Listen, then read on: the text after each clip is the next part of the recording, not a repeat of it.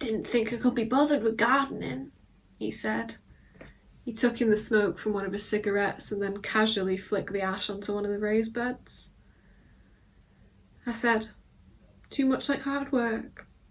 His eyes narrowed, but I couldn't suppress the sarcasm in my voice.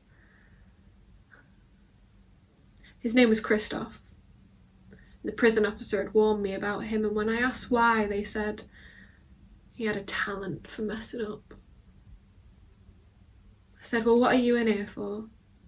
And he said, oh, the usual. Drugs and theft. I said, well, why did you volunteer for the garden? And he said, I didn't.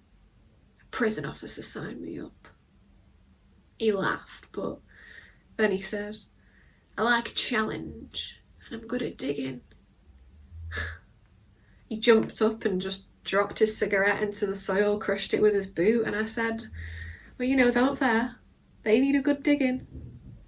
Handed him a spade and he just marched off. Chest out, arms swinging like he was on parade. Shook my head, but made sure he did no damage. Mostly he just unnerved me. A few weeks later they asked me for an update on his progress. I said, he's doing alright. He's not afraid of hard work and he's knows quite a lot about gardening. Be careful. He's obviously building up to something, so watch your back, prison officer warned me. It was coming up to summer one day when I arrived at the prison. I opened the gate to check on my tomatoes, see if they'd ripened, and then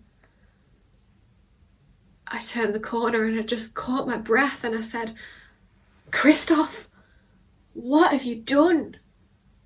All 50 of my tomato plants had been pulled up. They're just laying lifeless on the ground. It was like green and red marbles were all over the path.